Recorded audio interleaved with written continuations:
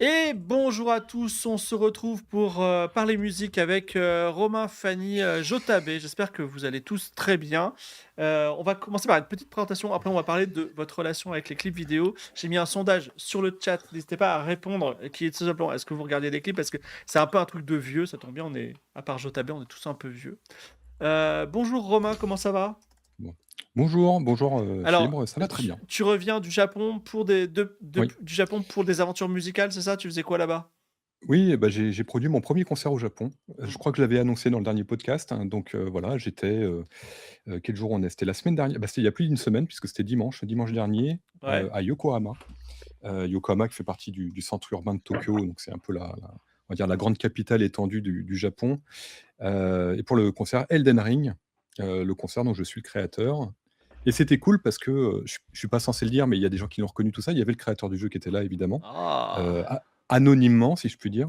Enfin non, il était pas annoncé, mais bon, les gens l'ont reconnu quand même. Il y avait les compositeurs, donc j'ai pu croiser les compositeurs, voilà, donc c'était une très chouette expérience. Mmh. OK, très bien. Alors juste, je reste un peu avec toi, Romain, mais Oui. Jotabé, peut participer enfin ou même Fanny d'ailleurs, enfin tout le monde peut participer sauf moi. J'ai vu passer, alors que tu étais au Japon et depuis la dernière émission de musique, on va parler des clips promis, un communiqué officiel, Joe Hisaishi, genre: Ah, «Arrêtez de faire des concerts sans la permission de Joe Hisaishi», et d'ailleurs j'ai envoyé le truc ouais. à Jotabé en mode: «Est-ce qu'on peut mettre du Ghibli, dans Game of Thrones ou pas?» tu vois? Et est-ce que tu peux nous en dire plus ou pas? Parce que c'est un peu de l'actualité musicale.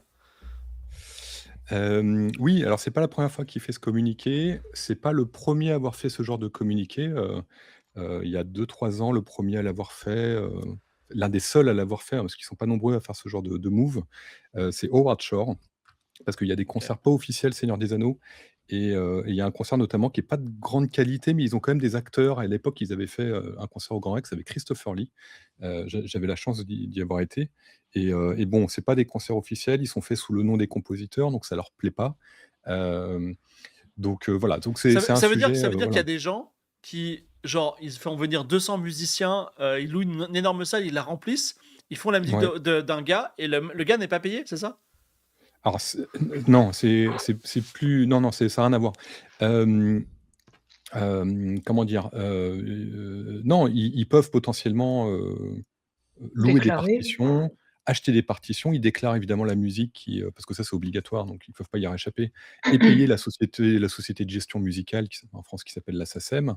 Donc c'est des gens qui peuvent faire tout légalement, mais ils peuvent aussi faire les choses, pas forcément, bien. Par exemple, faire des arrangements, sans l'autorisation Ah des ayants OK. droit et du compositeur, ce qui arrive très souvent, et ce qui est, totalement, par exemple au Japon, ça arrive absolument pas, tout le monde respecte ces règles-là.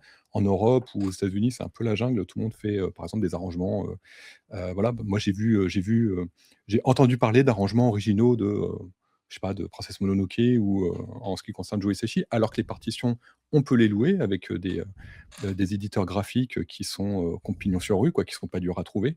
Donc ça, c'est illégal, mais bon, généralement, les compositeurs s'en fichent. Il y a plein de concerts de cover. Vous pouvez en trouver plein sur, de la musique de film, de la pop, de tout ce que vous voulez. Voilà, mais il faut s'identifier, il faut faire valider les projets. On va en parler un petit peu après, mais moi j'ai créé un concert de symphonique Daft Punk. On a créé les partitions parce qu'elles n'existent pas, et on s'est identifié auprès des ayants droit. Les ayants droit nous connaissent, ils nous disent, «Vous pouvez y aller, vous pouvez le faire». C'est pas un OK. concert officiel, on n'utilise pas les images officielles. Voilà, donc Joe Hisaishi, il est pas content, il a fait un message. Moi, j'ai pas le sujet entre les mains, donc je peux pas dire s'il fait ces messages à tort ou à raison, mais c'est vrai que pour moi, ça se fait pas trop de râler en place publique, quand la musique est jouée parce que ça pointe le doigt sur un sujet qui est, extrêmement généralisé, et qu'il y a des façons légales de contrevenir à ça et faire des messages sur les réseaux sociaux. Je trouve ça un peu bizarre. D'accord, OK.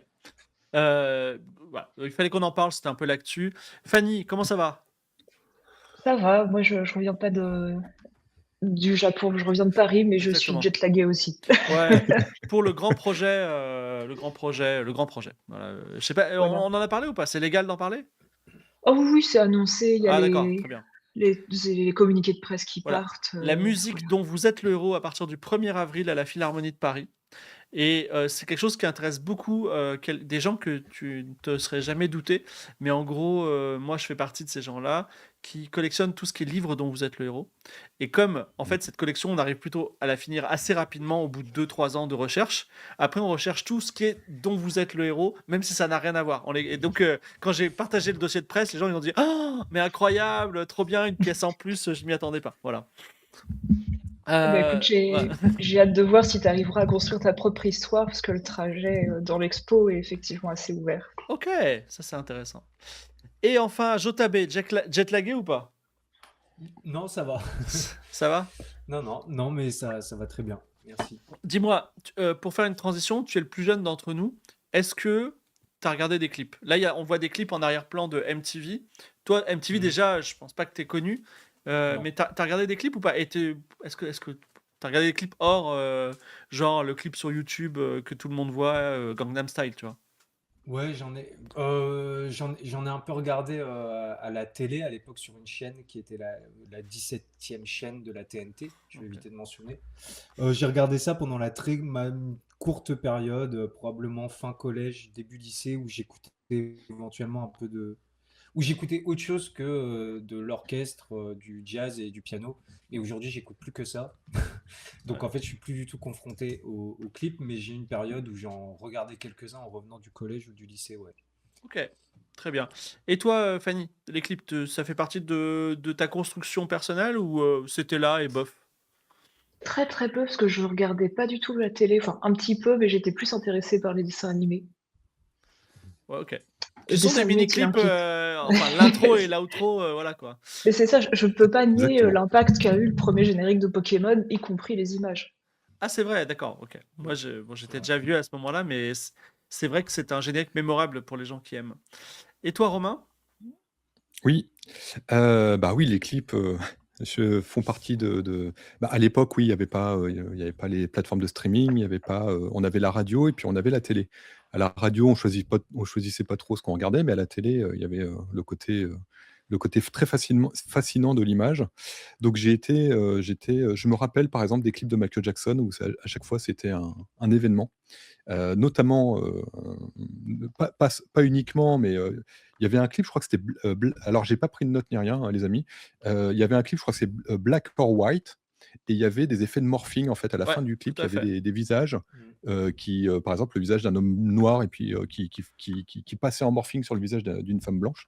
Et donc voilà, c'était quelque chose de tout nouveau. Donc oui, les clips, il y avait quelque chose de très fascinant. Et si je dois retenir quelque chose, pour moi, c'est indéniablement, mais c'est vraiment générationnel, Michael Jackson. Ok, très bien. Moi, le clip, alors on peut en parler après, vous pouvez intervenir en disant mon clip préféré c'était ça. Et je trouve que moi, dans ma vie, j'ai rencontré une personne qui adorait les clips et qui était aussi amie qu'une autre personne qui aimait tellement les clips vidéo qu'elle voulait en faire une discipline à l'université. Tu vois, genre. Alors aujourd'hui, ça a un peu disparu, on en parlera aussi. Mais du coup, à l'époque, j'ai pu voir des clips de qualité et Michel Gondry, donc il en a fait deux qui m'ont retourné la tête. Donc Star Guitar, que tout le monde connaît, où il y a un paysage extérieur d'un train qui passe. Et en fait, tous les éléments qu'on voit, c'est des éléments qui rappellent la musique. Le film enfin, c'est un tour de force à une époque où la CGI c'était pas un truc enfin ultra développé parce qu'en plus on voit pas du tout que le fait que ce soit de comment dire de la création numérique et surtout alors je ne l'ai plus mais je crois que c'est de Kylie Minogue où Kylie Minogue tourne autour de la caméra dans une rue de Paris et à chaque tour il y a une Kylie Minogue supplémentaire, tu vois, et vraiment j'ai trouvé ça extraordinaire. C'est des clips qui sont en fait je pense il y a cette idée chez Michel Gondry de dire j'ai que 3 minutes pour faire un super concept et ça marche très très bien. Et c'est pour ça que quand il fait un film, il a 3 heures pour faire un super concept et c'est trop long, quoi. Voilà. Mais bon, on Mmh. pourra en parler aussi. Est-ce que vous avez envie de parler d'un clip en particulier ou pas? Ou est-ce que je passe au cœur du sujet? Non? Je pense que Mmh, ça viendra dans le fil de la conversation. ouais. Ouais, d'accord, très bien. Alors attendez, je reprends mon petit. Excusez-moi, je prends même mon petit Word une seconde. Donc, est-ce que le clip vidéo, il est plus important que la musique? Il est égal à la musique ou il est là pour illustrer la musique? Pour vous? Qui se lance? Bah, alors moi j'ai peut-être une réponse, Ouais, déjà, commerciale. oui, C'est que, si on aime le clip, on va le regarder, il va nous marquer et on va aimer la musique. C'est-à-dire que vraiment, je vais rester sur Michael Jackson parce que c'était mon premier exemple. mmh, Ou, tu parlais de Gondry qui a fait un clip des Daft Punk, c'est, Around the World. ouais, C'est le clip, il est tellement fascinant. Parce qu'il y a une chorégraphie avec des personnages sur une musique qui est très c'est une musique électronique minimaliste avec beaucoup de structures répétitives et si vous l'avez en tête, sinon allez le voir, mais le clip Around the World de Daft Punk de Michel Gondry, il est vraiment fascinant. Je veux dire, on le regarde, on le regarde, on le regarde, on regarde la chorégraphie et c'est pas tant pour la musique qu'on va regarder le clip, mais la musique forcément, elle va s'installer.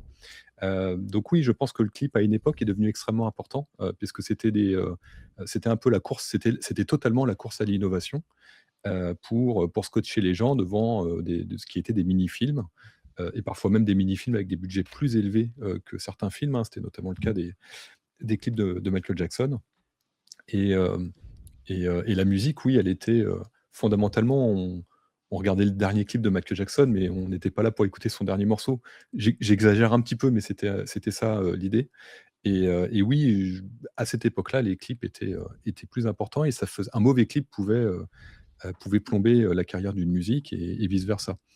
De ce point de vue-là, voilà, il faut bien se rappeler que les clips, ont eu un rôle, je pense prépondérant et c'est toujours le cas aujourd'hui. Moi, j'ai travaillé un tout petit peu dans la K-pop, avec des groupes de K-pop, je veux dire ouais. et en fait, les clips sont toujours extrêmement, présents dans ce milieu-là, et notamment, pour les chorégraphies et les fans reproduisent les chorégraphies et cetera. Il y a toute une scène alternative de fans et puis de semi-pros, qui sont très, très à l'affût de tout ce qui se passe autour de la K-pop et les clips, sont toujours souvent des petits bijoux de réalisation, hein. C'est vrai que moi, j'en ai regardé plusieurs où je me disais: «Ah quand même, c'est vachement bien réalisé, c'est vachement bien chorégraphié».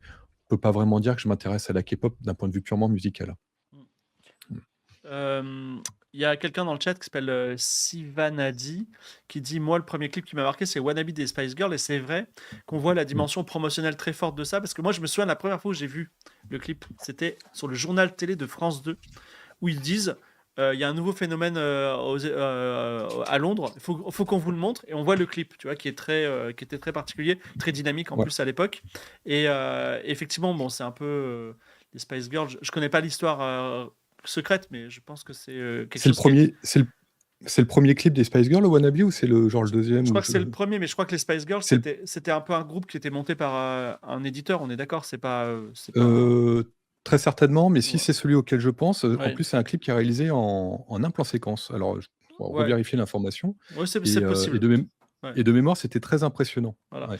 Et donc effectivement, si on était sur le plateau de France 2 et d'Antenne 2 à l'époque, et ils disent bon on va écouter le nouveau phénomène, on écoute et ils se regardent et on voit rien, c'est un peu, tu vois, ça. Tandis que là c'était très dynamique, très illustré, ça, on voyait les filles un peu sexualisées, elles avaient toute leur personnalité, c'était un peu un Sentai, tu vois, donc voilà, on avait envie enfin on était plongé dans une sorte d'objet, tu vois, donc. Est-ce que vous avez des choses à Fanny Jotabé à réagir sur ce sujet? Votre premier contact avec Wannabe, c'était. Vous en souvenez ou Et je pas? crois que j'ai des souvenirs, parce que j'étais petite encore à l'époque, de l'avoir entendu à des booms, des trucs comme ça, mais pas avec le clip. J'ai Hmm. jamais vu le clip, en fait. Faudrait que j'aille, jeter un œil. Parce que le clip, c'était non seulement tu découvres la musique, mais tu découvres le groupe. Parce que les boys band et les girls band, c'était aussi on vend le groupe, tu vois. C'est. Bon, Ouais. C'est ça, c'était, je pense, une dimension extrêmement importante à partir du moment où on a eu de l'image et de l'image avec du son. Bah, ça a permis de défendre des nouvelles identités, des images de marque et de construire des choses assez complexes et audiovisuelles, ce qui change quand même pas mal de choses par rapport au son tout seul. Mmh.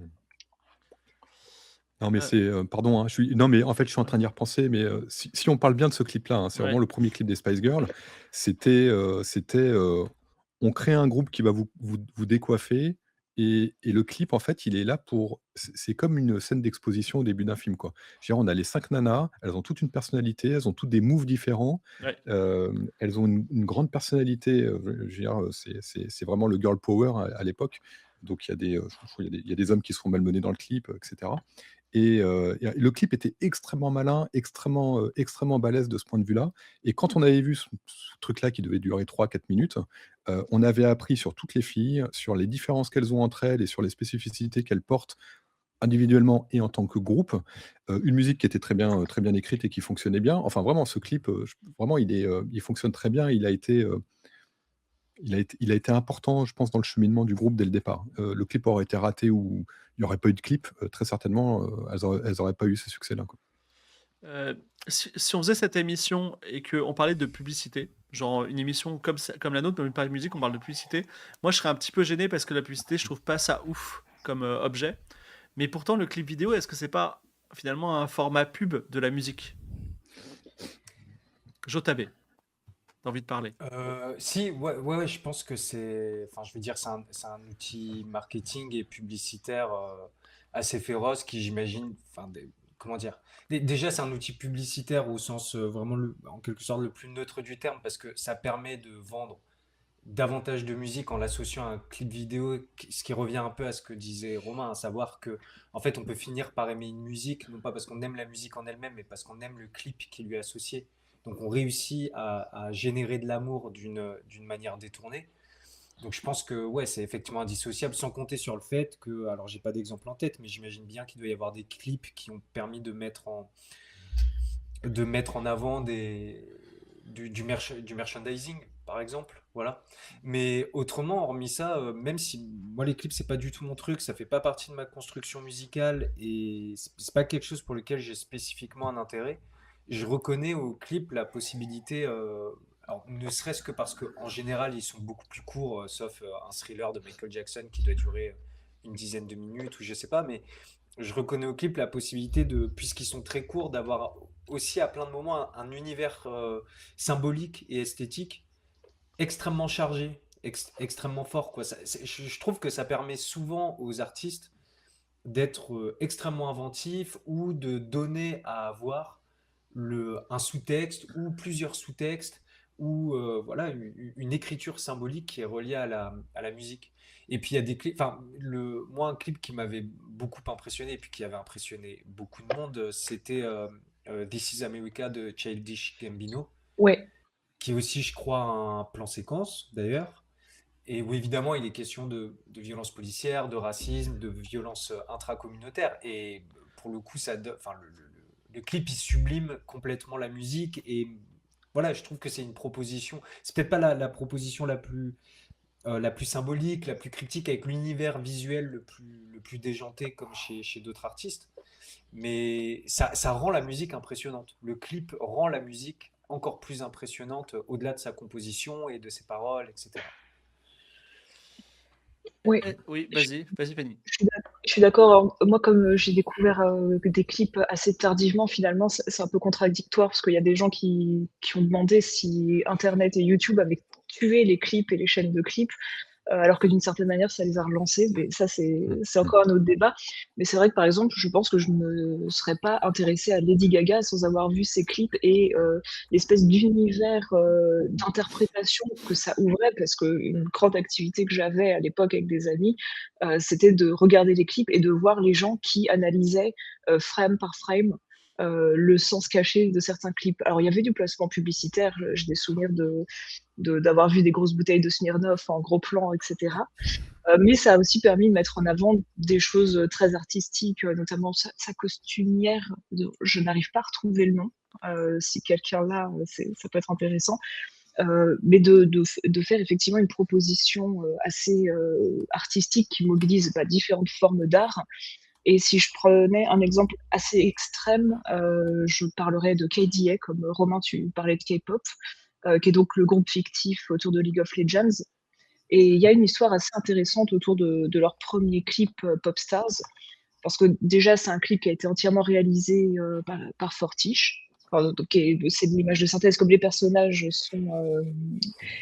sont comment dire, sont fictifs, c'est de l'animation, c'est ultra beau, le clip est absolument magnifique, il y a une patte esthétique incroyable. Et en parlant de tout ce qui est plutôt publicitaire, etc., le clip, en même pas un mois, a eu, je crois, plus de 100 millions de vues. Il y a énormément de gens qui ont regardé ce clip, qui ne connaissaient absolument pas le jeu. Et en fait, il y a eu un espèce de basculement, parce que par exemple, à l'époque, on pensait plutôt que les clips étaient tirés des jeux, et... mais on pensait pas forcément que ça pouvait amener au jeu. Et d'après les analyses, en fait, c'est vraiment la musique et la production artistique autour du clip qui a amené à mettre, par exemple, des costumes ou des références dans le jeu League of Legends. Et c'est un exemple qui est très assez dense. Il y a eu plusieurs articles écrits là-dessus qui essaient d'analyser, mais qui est assez intéressant en termes de dialogue qu'il peut y avoir entre différents médias et qui sont un peu à mi-chemin entre le côté artistique, le côté publicitaire, le placement de produits, etc. Ouais. C'est marrant parce que on parlait des Spice Girls et là de ce placement-là, mais il y a une esthétique de la réussite financière, on va dire, dans les clips, je sais pas, les clips des années 2000, ouais, années 2000 à 2010, où on voit des gens qui sont dans une très belle maison au bord de la mer, ou qui sont à Miami, et qui ont certains objets, et certains... parce que quand tu m'as dit les bouteilles de Smirnoff, j'ai pensé à ça, tu vois. Et en fait, moi, c'est des univers que je connais pas du tout. Enfin, genre, l'univers d'être dans le luxe bizarroïde, d'être à Miami, tu vois. Et moi, ça me fait beaucoup rire. Je dis souvent à ma femme, tu sais quoi, un jour, je serai riche et j'aurai une grosse villa à Miami, j'aurai un jacuzzi avec des meufs et tout. Et en vrai, ce sont des idées que j'aurais jamais eues naturellement si j'avais pas vu des clips vidéo, tu vois. Donc c'est hyper bizarre parce que ça fait entrer dans des univers qu'on n'a pas forcément demandé, quoi. Voilà. Bref. Oui, puis, mais qui peuvent être totalement déconstruits. Je sais que c'est des univers qu'on a pas mal vus dans des clips de rap, même dans la musique de Beyoncé, il y a un peu toute cette esthétique, ce qu'on appelait le bling bling, le côté brillant, les Voilà, c'est ça. clubs, là où tout coule à foison, et tout le monde est super sexy. Mm. Et ça, après, il y a eu un petit peu, j'ai l'impression que ça a servi aussi à créer des discours déconstruits. Et là-dessus, je vais citer le clip de Lady Gaga et Beyoncé, qui est Téléphone, qui déjà en termes de durée et de silence est assez fascinant. Parce qu'il y a du dialogue, enfin c'est monté presque comme un mini-film de Tarantino, et il est super intéressant. Et dedans, il y a une espèce de critique autour de cet aspect fast, où à la fin, elle danse littéralement sur les ruines de l'Amérique. Et ça, je me demande, moi, sans connaître les esthétiques clips et toute l'historique des clips, si ça n'a pas été justement alimenté par tout ce qui a pu être vu dans les clips avant. Ouais. Juste pour prolonger ça, je sais que vers 2010, il y a une marque de champagne qui a dit s'il vous plaît, on veut plus être dans les clips, on vous donne plus l'autorisation, parce qu'ils en avaient marre qu'on voit des bouteilles de champagne qui étaient déversées sur les gens et pas bues, tu vois. Et c'était et que C'est pas voilà. fait pour ça. Oui, c'est ça. Et ils trouvaient ça voilà un peu dégradant, donc c'est assez, enfin, c'est voilà. Après, on ne sait pas si dans ces clips il y avait un discours de valorisation de cette vie ou au contraire une dénonciation, mais bon, il faut que ce master en clip vidéo existe. Donc c'est intéressant. Bon, de la même façon, on pourrait imaginer ce qu'est le monde à travers la publicité. Effectivement, cette méta-publicité qu'est le clip vidéo par rapport à la musique, est aussi témoin de certaines époques. On a parlé de clips très esthétiques, très très beaux. Je cite un autre auteur de clip qui est pas très connu, Chris Cunningham, qui après a fait l'esthétique des robots de iRobot avec Will Smith, là, qui est une esthétique très particulière. Mais il y a les clips des années 2000, je pense à Britney Spears par exemple, ils sont vraiment ultra moches. Ils sont tellement moches que. Enfin, tu sais, je sais pas si vous vous souvenez des couleurs ultra contrastées, de la 3D dégueulasse en arrière-plan. Voilà, bon, je sais pas. Linkin Park a un peu souffert de Oh ça putain, aussi. voilà, Linkin Park, mais quel enfer! Quel enfer! Heureusement, j'ai découvert ça 15 ans après. Mais je sais pas si j'aurais autant apprécié. Mais à l'époque, ça avait l'air super impressionnant, je suppose. Bah, Si on compare à Shrek. en fait, c'est tout le concept de la direction artistique. Euh, un film en animation avec des gros guillemets comme Take On Me des années 80, ça va, tu vois, tu peux le re-regarder, c'est de l'animation un peu esthétique. L'animation 3D CGI, effectivement, de l'époque, c'était compliqué, mais bon. On pourra parler, on pourra faire peut-être un jour, mais c'est un peu technique, un sujet sur les groupes qui ont une histoire autour d'eux, enfin, qui créent une sorte de légende autour d'eux, comme Insane Clown Posse ou dans le métal, j'ai plus leur nom, mais voilà. Ah oui, Sleep Token. Je sais pas si vous connaissez Sleep Token, non, ça vous dit rien? Dans le métal? Ok, c'est un groupe qui fait du métal. Mais en gros, ils ont inventé un lore avec un panthéon de faux dieux. Eux, ils sont les gens qui parlent du dieu et tout. Et donc, c'est plus. Genre, les gens, ils rentrent dans un univers plus que dans la musique proprement dite. Ce qui est un peu le cas des clips vidéo. Mais je reviens sur quelque chose, Fanny, que tu nous as envoyé, un clip. Quel est ce clip que tu nous as envoyé dans ton dernier mail qui dit j'arrive, je me connecte? Alors attends, parce que je l'ai fermé et c'est juste que je suis tombée dessus en faisant mes recherches. Mais c'est le premier clip qui a été diffusé apparemment sur MTV. C'est pas vrai. C'était Video Kill the Radio Star. Incroyable! Voilà. Apparemment, l'histoire raconte que c'était un pur hasard et que c'était pas volontaire, qu'il n'y avait pas de discours derrière. Euh, Mais oui. D'accord. Est-ce que tu as un sujet, t'as quelque chose à dire sur ça ou bof, c'était juste rigolo quoi? Est-ce que vraiment Non, la radio, quand la télé a commencé à diffuser des clips, ils se sont dit oh merde, ça y est, sur énergie, on va perdre des parts de marché. non, honnêtement, je ne connaissais pas du tout l'histoire de ce clip avant 5 minutes avant de rejoindre le chat pour l'émission. J'ai juste lu en passant vite fait qu'il y avait apparemment Hans Zimmer qui apparaissait dedans, mais c'est un mystère. Mais il est Ah très bon? rigolo, je vous incite à aller le voir. Parce que justement, il y a un peu ce sous-entendu de maintenant, comme on a vu les stars, enfin, les paroles sont un peu mystérieuses, pour être honnête. Oui. De savoir est-ce que la vidéo a tué l'image qu'on avait des gens, parce que c'est vrai que c'est une rupture, on a eu un petit peu cette double rupture. D'un côté, fin 19e, début 20e, on est passé à quelque chose où on pouvait écouter sans voir la source du son, ce qu'on appelle la musique acousmatique. Et puis d'un seul coup, avec la télé qui arrive et le son sur la télé, on passe à un système où on peut de nouveau voir des gens que jusque-là, on n'avait que entendu ou vu en dessin ou en gravure. Est-ce que ça change la perception qu'on a de la musique? Ça, c'est une question que je trouve assez fascinante et à laquelle je n'ai pas de réponse. Alors, j'ouvre une petite parenthèse. Est-ce que quand le clip, c'est juste les gars, le groupe qui joue et il est filmé, est-ce que ça a une valeur ajoutée ou pas? Ou est-ce que vraiment on perd un peu son temps? Nous, on voudrait des trucs stylés ou pas? Je suppose que ça dépend de ce qu'ils veulent renvoyer. Si c'est montrer leur style vestimentaire, leur posture, faire une espèce de mise en scène dramatique autour du groupe et d'avoir un discours autour de ça, je suppose que c'est intéressant. Si ça n'est pas le cas, effectivement, quand il y a plus une histoire, quelque chose de lié aux paroles ou même de pas du tout lié, parce qu'il y a des clips qui sont complètement cryptiques, les deux me semblent assez intéressants en fait. Très bien. Alors, Alors tout à l'heure, moi, vas-y, j'aime vas-y, je t'avais. j'aime vraiment beaucoup enfin, d'ailleurs, ce sera ma reco de clip en fin en fin d'émission, mais les clips où on peut juste. Enfin, je pense qu'il y a des manières aussi de capturer des ambiances live qui peuvent s'approcher très très fort du clip. Donc, je proposerai un clip à la fin, mais j'ai un deuxième exemple qui m'est venu en écoutant Fanny. C'est moi, j'aime beaucoup la vidéo de The Animals qui reprennent The House of the Rising Sun. Ouais. Et si je me souviens bien, alors, du coup, j'espère que je suis pas en train de fantasmer l'image que j'ai du clip, mais on voit vraiment d'abord le chanteur au premier plan, et puis Oui. le clip, c'est juste la caméra qui s'éloigne très très Exactement. lentement de son visage pendant qu'il la fixe. Et on voit, enfin moi j'adore cette vidéo parce que je trouve que ça accompagne bien l'intensité du morceau. Ok. Et juste pour ajouter une chose par rapport à quelque chose qu'on touchait du doigt, je crois que j'en avais fait un short d'ailleurs, mais euh, sur la question de dépasser juste la musique et puis d'associer différents médias. C'est Franz Liszt, donc peut-être le plus grand pianiste romantique. C'est vraiment lui qui achève la technique pianistique romantique. Il est connu pour avoir été un des précurseurs de l'idée de spectacle intégral, en quelque sorte.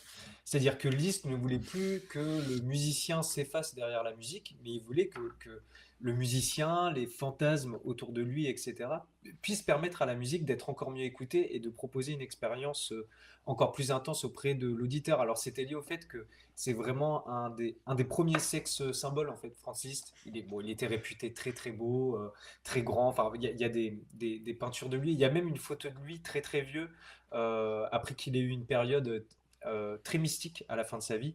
Il y a une belle photo de lui, mais Franz Liszt, donc milieu 19e siècle, il y a un poète allemand qui s'appelle Heinrich Heine qui fonde le terme de listomania, Ok. qui est évidemment un terme médical problématique sous plusieurs aspects, mais bref, pour parler de la ferveur des fans de Liszt, fans principalement féminines, dont on sait, on en a des témoignages, donc genre 1850, qu'elle se rendait au concert de Liszt pour parfois récupérer des mégots sur le trottoir, les mettre dans des pendentifs, essayer de lui couper une mèche de cheveux, tenter de l'embrasser, Bah, c'est les etc. Beatles avant l'heure, quoi. Exactement, ouais. Et Ok. enfin, Elvis Presley à côté, c'est franchement pas grand-chose, quoi. Voilà. Et Et c'est à assez tel drôle point, d'avoir cette représentation, quoi, de Liszt, milieu 19e siècle, quoi. Et sauf qu'en fait, lui, il s'est appuyé sur cette ferveur-là. Excuse-moi, Romain. Il s'est appuyé sur cette ferveur-là pour essayer de penser une forme plus intégrale du spectacle et sortir la musique, disons, classique des salons, des concerts privés et puis des salons de la bourgeoisie. Voilà. et si je me trompe pas, mais ça, je veux bien que vous me confirmiez peut-être, Fanny, les récitals n'existaient pas, les récitals complets de tours de chant ou de musique, en musique classique n'existaient pas avant Franz Liszt. C'est lui qui a, intégré, de manière, j'allais dire de manière industrielle, mais, c'est vraiment lui qui a démarré le concept du récital. Alors je l'ai entendu sur une chaîne de musique classique que je suis. C'est un professeur de piano qui gère cette chaîne sur YouTube, donc j'imagine qu'il dit pas de bêtises.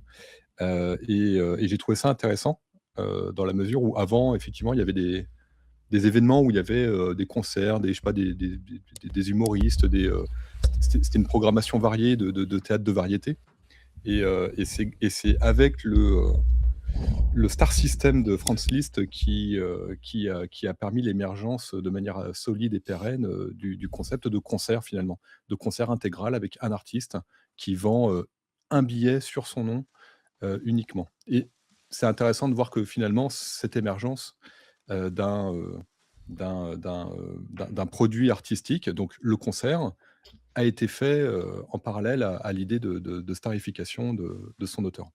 Ok. Je suis en train de vérifier, a priori, c'est effectivement vrai. Apparemment, il a même 2 pianos différents pour montrer différents profils, pendant les récitals et aussi parce que C'est pas parfois il mal ça. cassait des cordes. Donc on est vraiment sur Jimi Hendrix avant l'heure, s'il cassait ses Ouais. instruments. Et en fait, ça, c'est parce qu'on a la chance que ce soit documenté, mais peut-être que même en l'an 800, il y avait peut-être des gens, ils perdaient la raison devant certains musiciens, hein, on ne sait pas. Tu vois. Donc, Je suis sûre que Mozart a eu des bails bizarres. Ouais. ok. Je crois que tout à l'heure, j'ai cité un petit peu ce dont on allait parler et Fanny a dit ah, ça, j'ai un truc à dire. Et en gros, je sais pas si c'est ce thème-là, mais j'ai dit du coup, puisque les clips, c'est tellement un produit publicitaire extraordinaire, est-ce que les gens se sont pas dit hey, on va faire de la musique qui rentre dans le clip et pas on va faire de la musique, elle est cool et on va faire un clip dessus. Est-ce que c'était de ça dont tu voulais parler, Fanny? Je me souviens plus du tout. Là, comme ça me dit rien. D'accord. C'est peut-être le jet lag parisien. Non, ok. Bon, en tout cas, j'en profite pour dire que effectivement, il y a eu 3 étapes, on peut dire. Il y a eu, on fait de la musique qui est bien, et tiens, on va mettre une image dessus. Après, il y a eu cette deuxième étape, pratiquement Lady Gaga, on peut dire, qui est de dire, tu sais quoi, on va penser un clip et une musique qui vont en même temps. Et c'est pour ça, d'ailleurs, peut-être que aujourd'hui, on a, enfin, 99% des chansons qui sont publiées, bah, elles font 3 minutes, parce que c'est ce qui est supportable, on va dire. Enfin, je sais pas, on verra. Mais ça va aujourd'hui encore plus loin, puisque aujourd'hui, ce qui va se passer, c'est que un musicien va mettre sa musique à disposition sur TikTok en espérant qu'elle soit conforme à des vidéos qui vont être publiées. Donc il y a un game. En fait, en gros, maintenant, la musique devient un peu le buffet repas plateau des créateurs de Mmh. contenu vidéo uniquement. Est-ce que vous avez quelque chose à dire là-dessus? Heu, J'ai vu, j'ai pas retenu le nom du type, un mec qui a sorti un album sur les plateformes de streaming et toutes ses musiques durent 30 secondes. Parce Ah, qu'il a estimé que s'il voulait être, la manière moderne de gagner sa vie en musique, c'était d'être utilisé sur des stories, des TikTok et que fondamentalement, l'écoute active, maximum et optimale d'un auditeur moyen sur une plateforme de streaming dépasse pas 30 secondes. Donc il a fait un album avec que des morceaux de 30 secondes. Après je me rappelle plus de la finalité, si ça fonctionne ou pas. Et ça disait quelque chose d'assez intéressant et d'un peu exaspérant également, mais bon, sur la consommation de la musique aujourd'hui. C'est-à-dire que la personne vraiment pensait sa musique, ce qui ne veut pas dire que c'est un mauvais musicien, un mauvais compositeur, mais il pensait sa musique en fonction du format actuel, si je veux que ma musique soit utilisée, sur TikTok, il faut qu'elle soit, tout de suite efficace, qu'elle ait un début et une fin en 30 secondes. Donc il a découpé tous ses morceaux en clips de 30 secondes, enfin en clip, en extraits de 30 secondes et il les a sortis comme ça. Donc j'ai trouvé ça super fascinant. J'ai pas retenu le nom du gars. Ils sont sans doute très nombreux à faire ça. Voilà, Ok. pour Alors l'anecdote. Oui, c'est vas-y. super intéressant. Tu allais dire quelque chose, Fibre? Non, non, non, je t'en prie, vas-y.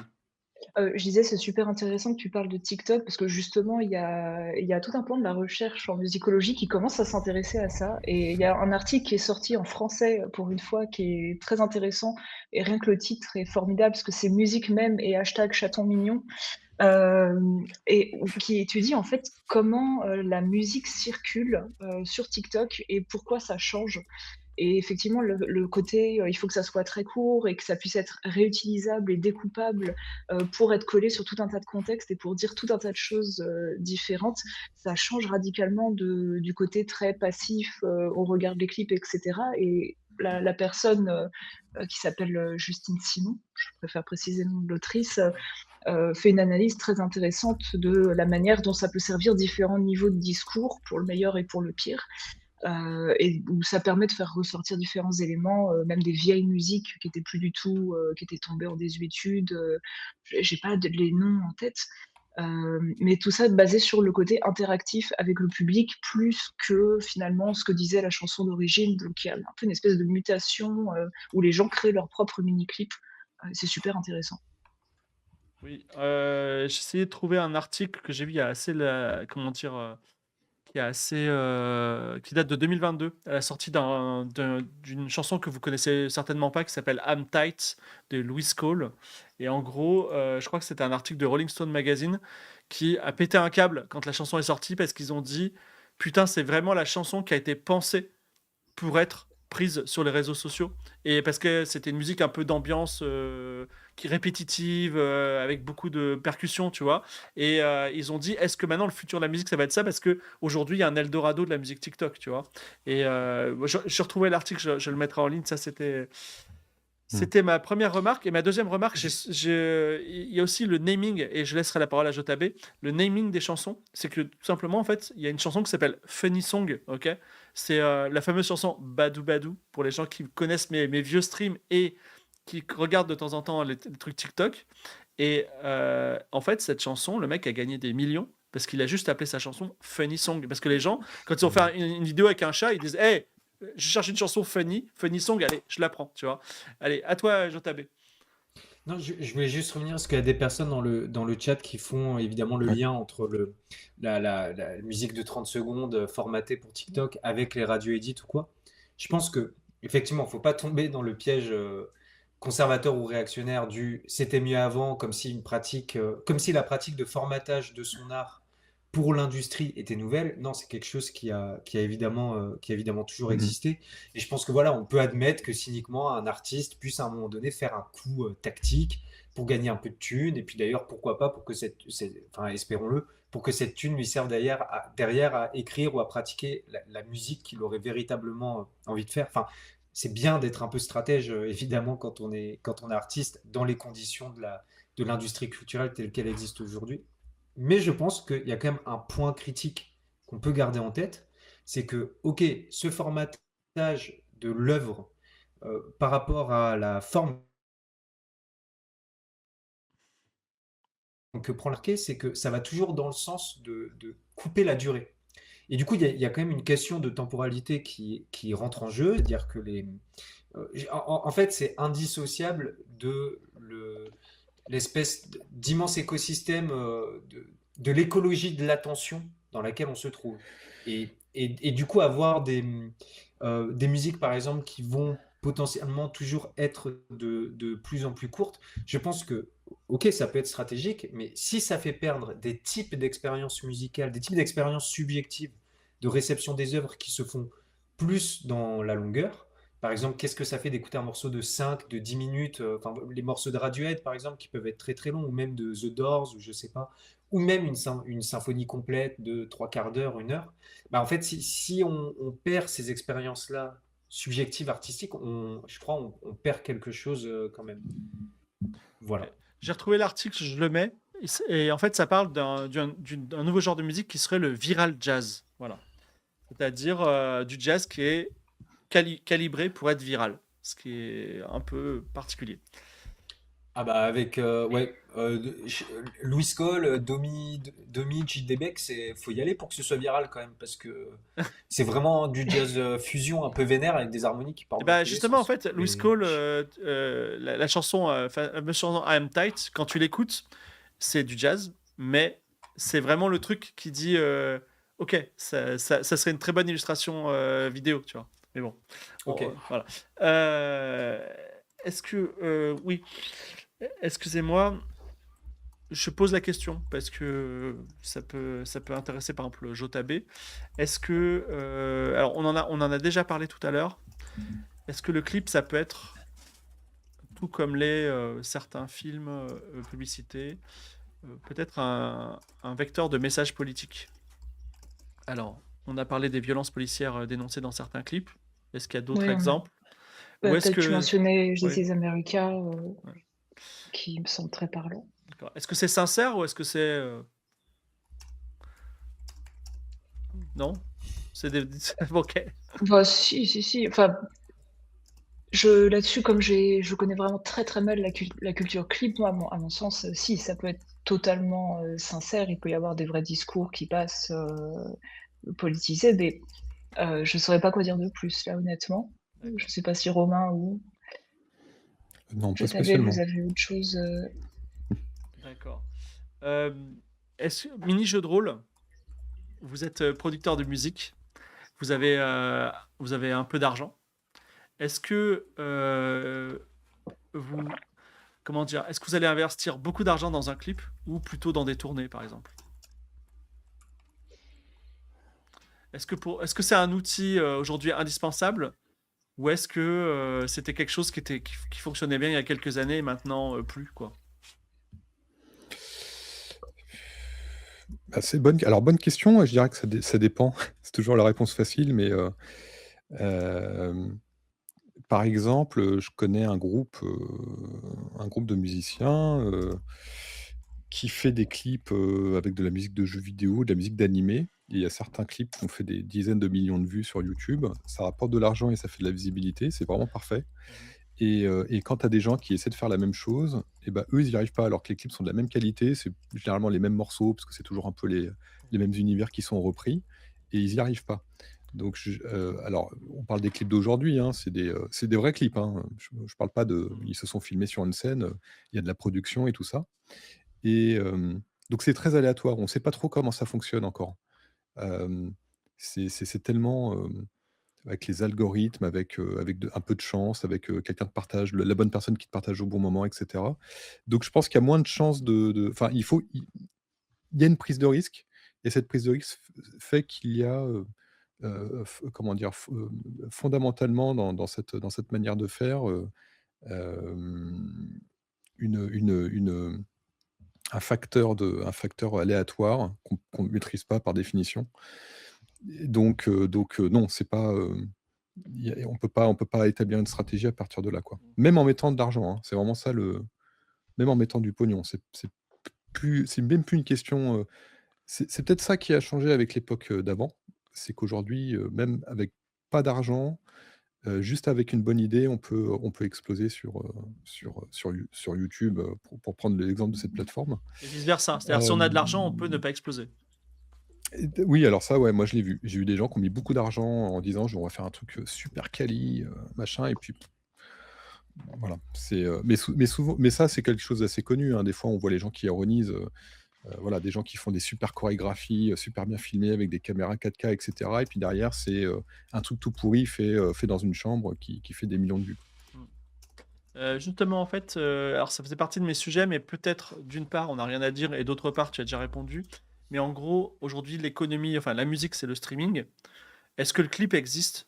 Est-ce que le clip, on va dire, est-ce que finalement, ce qui a pas tué littéralement finalement la culture du clip vidéo, c'est que le fait, on écoute aujourd'hui sur Spotify, même si sur Spotify slash Deezer, on a parfois le clip vidéo en arrière-plan. Mais moi, il me gêne plus qu'autre chose parce que quand il y a un clip, en vrai, que j'ouvre Mmh. l'appli Spotify sur mon mobile, je dis putain, mais ça consomme beaucoup plus de batterie que le MP3, tu vois. Donc je préfère juste écouter de la musique parce que je suis venu pour de la musique, quoi. Donc je sais pas trop si ça existe. Je sais pas si vous avez une idée des choses sur le sujet ou pas, quoi. Euh, Attends, reformule ta question. Bah, en Parce que fait, je suis restée sur Spotify avec t'es les pas, clips t'es- qui t'es- t'es puisaient pas, la t'es- batterie. t'es pas obligé de répondre spécifiquement à la question, mais en fait, il y a cette idée de, ouais, est-ce que maintenant c'est pas terminé finalement le clip vidéo puisque on est dans la consommation de streaming, tu vois? Je pense que c'est vraiment une question de contexte et de fonction qu'on attribue au clip. Je sais que j'écoute pas de la musique de la même manière que je regarde un clip. Mm. Et on a parlé des radio edits, on a parlé des TikTok edits, et finalement il y a aussi des clubs edits, donc des musiques qui sont coupées pour être passées en club. Et là il y a tout un tas de codifications que je ne connais pas. Donc je dirais pas que ça a forcément que l'un tue l'autre ou que l'un ne peut pas exister sans l'autre, mais ça me semble difficile d'avoir un avis tranché sur ça. D'accord. J'en ai déjà parlé, c'est très malaisant, mais j'ai une théorie de la conspiration comme quoi la musique, la radio edit, la durée de la musique est liée à la durée moyenne du rapport sexuel. Voilà, c'est tout. C'est surprenamment la même, c'est tout ce que j'ai à dire. Voilà. Et c'est tous les deux une activité rythmée, voilà, qu'on Bon, pratique bah, à du coup, plusieurs. Il y a un voilà, c'est build-up, il y a un drop. c'est le problème de l'accélération voilà, des musiques de 30 secondes, quoi. Voilà. Je sais pas. Merci, Phil, Telle d'avoir été représentative. Voilà. Non, mais honnêtement, je pose la question et vous allez voir qu'un jour, il y a un mec vachement intelligent qui va publier une thèse dessus et vous direz j'avais raison. Voilà, mais bon, peu importe. C'était la petite, le petit drift habituel. Alors, je voulais parler du futur du clip. J'ai plein de thèmes, mais j'y connais pas grand-chose. Dites-moi si ça vous évoque quelque chose. Je me suis dit, est-ce que maintenant, finalement, le clip à 2 balles, il peut pas se faire en IA, mais est-ce que l'IA, c'est pas un méga repoussoir? Est-ce que finalement, l'IA, c'est pas l'hyper standardisation des clips? Il y a des gens qui disent que l'IA, c'est pas un débat d'aujourd'hui, mais que c'est pas de la créativité, donc effectivement, ça appauvrirait le contenu créatif. Est-ce que, alors moi, par contre, les clips en VR à 360, tout ça, j'y crois pas du tout. Je trouve que ça marchera pas jamais et tout, mais bon, on peut en parler quand même. Finalement, est-ce que demain, la prochaine plateforme on va dire, de visionnage de clips vidéo, c'est pas TikTok slash Real Insta, quoi. Genre, on regarde imaginez un TikTok qui fait que des clips vidéo. Est-ce que c'est quelque chose d'intéressant, tu vois? Plein de questions. Oui, parce que c'est même pas le même mode d'enchaînement. Les transitions sont pas pareilles. Est-ce que finalement on va pas voir même émerger une esthétique du clip TikTok? Ce serait assez rigolo à voir. Je connais vraiment mal le sujet, mais je le lance parce que peut-être qu'il y en a parmi vous qui connaissent mieux, mais euh,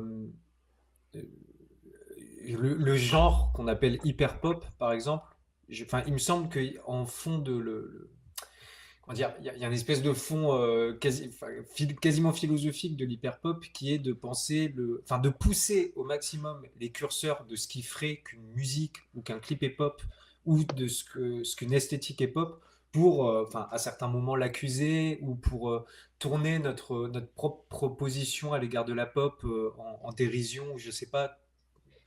Oui, c'est un petit peu. Il y a c'est Julie Ackerman, je crois, qui a écrit un petit livre sur l'hyperpop, ce qui s'appelle La pop autour du capitalisme numérique. Donc c'est tout un super programme. Et effectivement, dedans, il y a cette idée que l'hyperpop, c'est une espèce de regard critique, mais qui en même temps absorbe et accepte totalement le principe du contrôle total de l'image de soi, quitte à retoucher totalement, de manipuler aussi son image en fonction des attentes des autres, ou au contraire en jouant un petit peu sur le côté, on peut passer de tout à rien. Et notamment en termes de forme, elle disait que ça épousait totalement, on parlait de build-up et de drop juste avant, mais que ça poussait ça à son extrême avec voilà, des passes hauts, des passes bas vraiment extrêmement importants pour donner une espèce de sentiment de plaisir très immédiat avec des morceaux qui parfois sont super courts.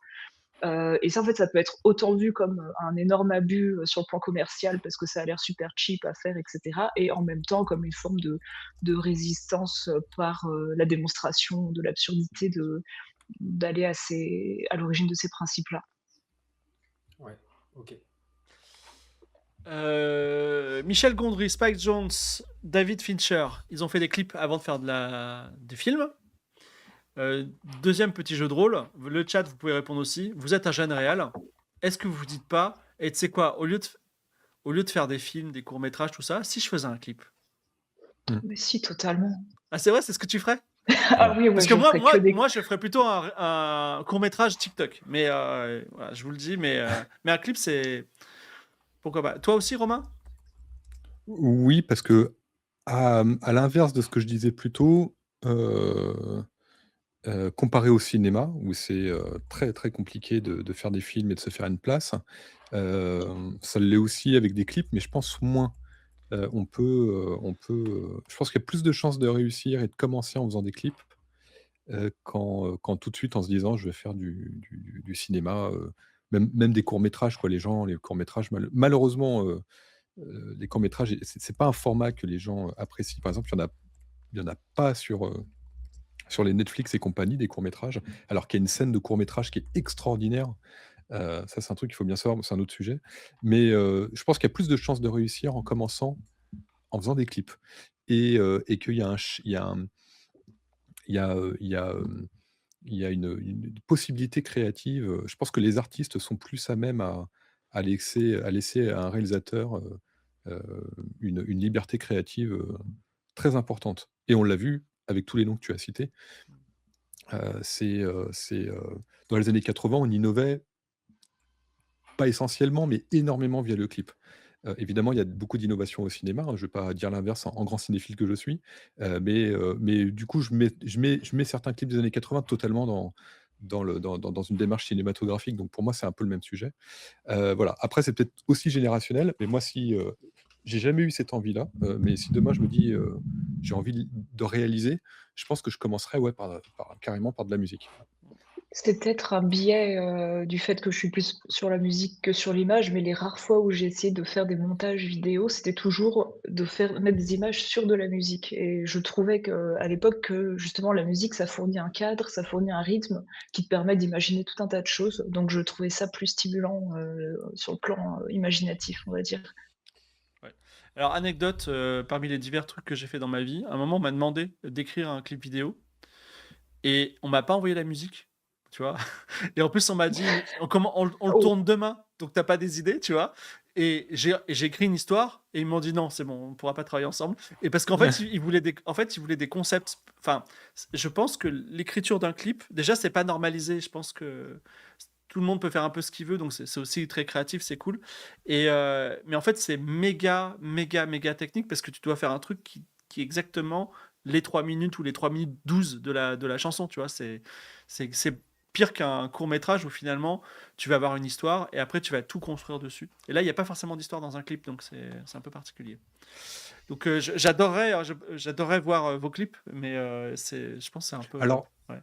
je me permets, Ouais. en plus ça me fera un petit peu de pub, j'ai une chaîne YouTube où je fais des vidéos scriptées, où je fais des analyses de cinéma en gros.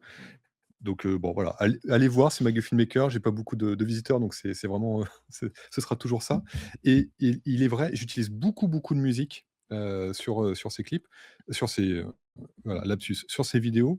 Par exemple, j'ai fait une vidéo sur Evangelion, l'animation japonaise et j'ai utilisé par exemple des musiques de jeux que j'aime bien, genre de Mitsuda, du Chrono Cross, des choses comme ça et je montais littéralement sur les musiques alors que j'ai un script, j'ai un sujet qui est Evangelion et qui est pas, voilà et j'utilise les musiques de manière générale. J'ai aussi fait des vidéos sur Indiana Jones où j'utilise évidemment des musiques d'Indiana Jones et je monte littéralement sur la musique. Donc ça rejoint, ce que disait Fanny, je pense que très naturellement, c'est beaucoup plus facile, de construire quelque chose, sur la base d'une musique. Ça donne un cadre rythmique, ça occupe aussi l'espace, le son, donc ça permet aussi de compléter un peu l'idée que l'on veut transmettre avec des mots ou avec une image.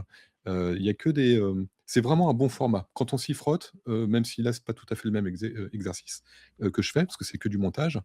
Il y a une époque, il y avait quelque chose extrêmement populaire, ça s'appelait du FMV, je crois. Oh là là, oui, Heu, ça me fait il y a eu, Mais c'est ouais, dans les il jeux y a eu vidéo, une, ça, le FMV? Non? non, Non. c'était alors oui, c'était avec le jeu vidéo, mais énormément avec l'animation également, japonaise, parce que c'était un truc, qui qui était très geek, on va dire, Ok. où les Moi, je gens connais que du, effectivement, je connais que du FMV jeux vidéo, genre, Non, il y comment en ça a sur s'appelle des animés, il y en a sur plein de ouais, c'est sujets. hmm. ouais, même sur du cinéma. Il y a une époque où il y avait une scène FMV qui était extrêmement, active.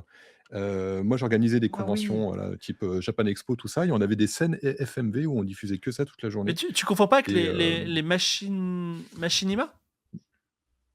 oui, c'est ça, c'est la même chose, C'est si je dans me le trompe même pas. état d'esprit, je pense, ouais. Non, parce que Ouais. pour moi, la FMV, full motion vidéo, c'est genre des extraits de films. Tu vois, c'est du film qui est associé à dans le jeu vidéo en tout cas.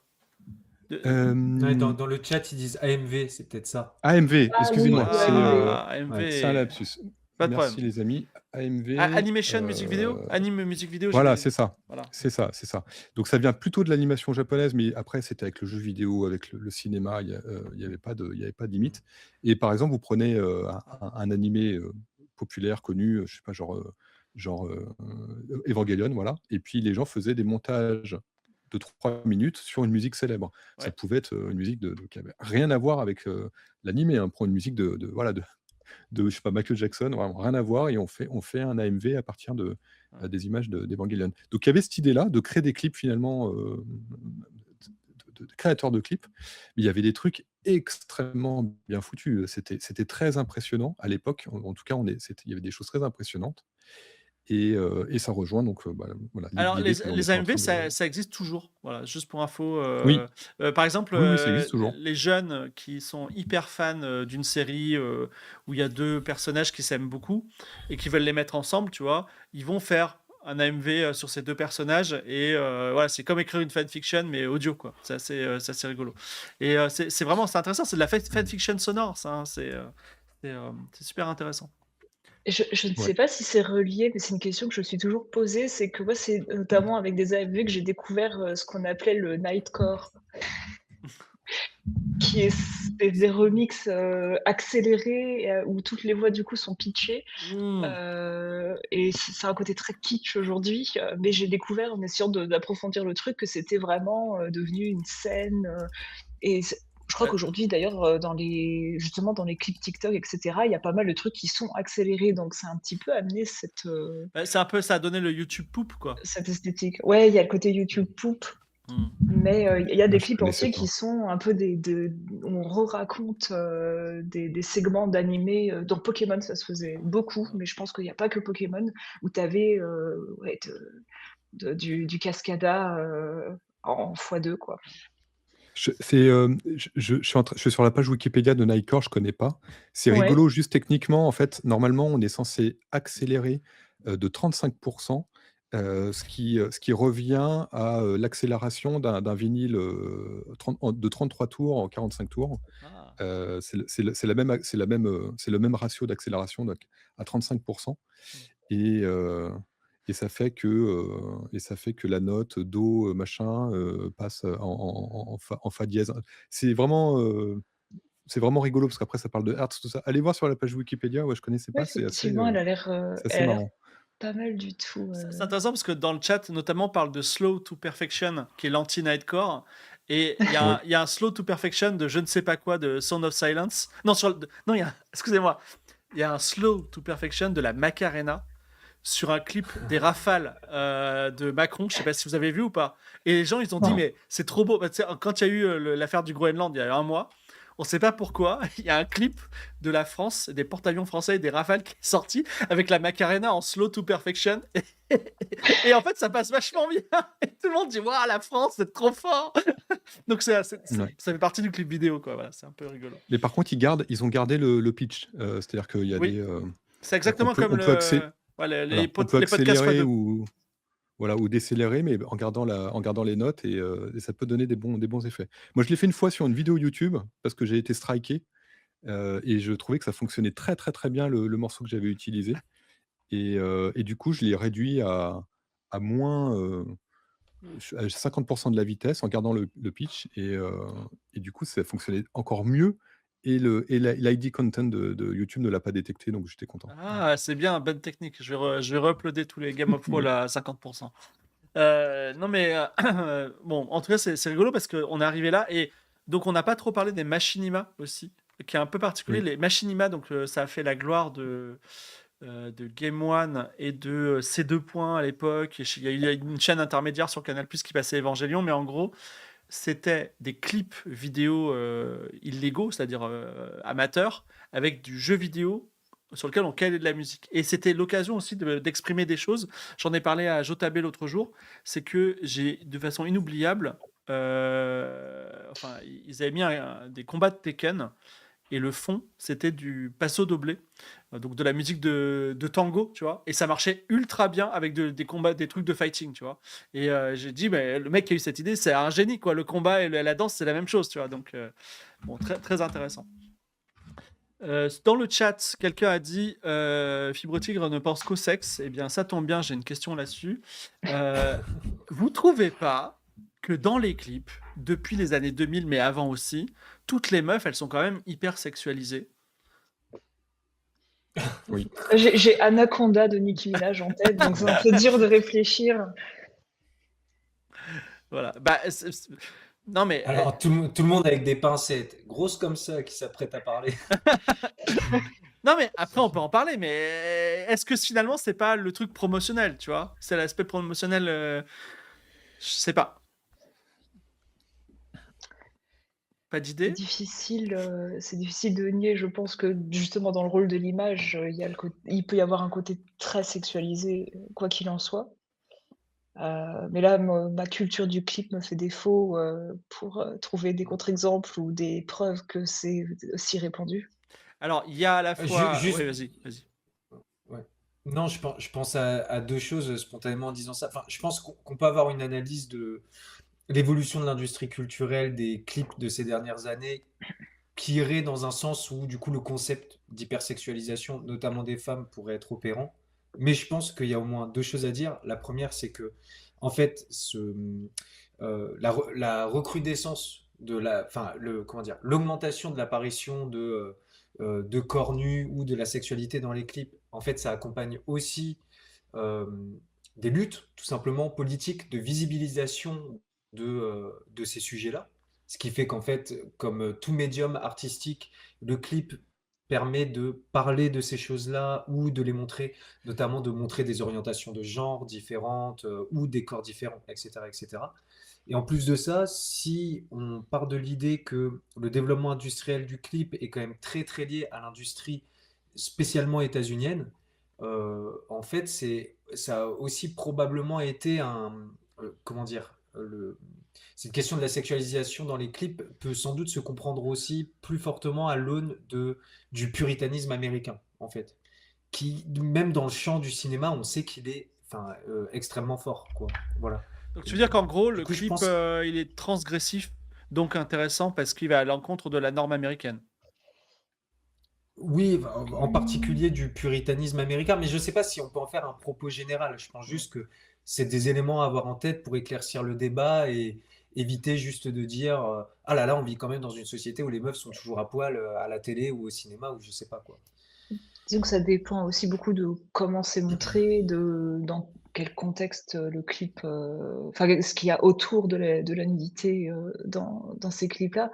Là, c'est vrai que je me sens pas du tout légitime pour en parler vu mon manque de connaissances Ah, sur écoute, le on a un peu sujet. café Mais je du sais qu'il y a eu commerce. des. Oui, mais j'ai souvenir quand même d'avoir vu Mm. passer des débats, par exemple, qui disaient est-ce que Beyoncé, elle est féministe ou elle est pas féministe? Et dans les contre-arguments, il y avait elle montre une version ultra idéalisée du corps féminin, elle peut se le permettre, etc. Donc, dans tous les cas, ça fait parler et ça, c'est plutôt intéressant.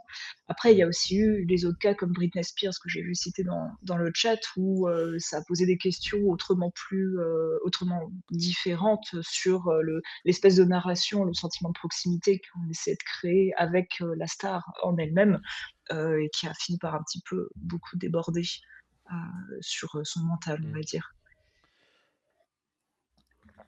Puis Donc, enfin, par exemple, si on veut parler, par exemple, si un angle critique de la question de la sexualisation dans les clips ou dans le cinéma, c'est de dire, comme le dit Sims dans le chat, c'est de dire qu'il y a une objectification des corps ou des femmes ou d'ailleurs une autre minorité.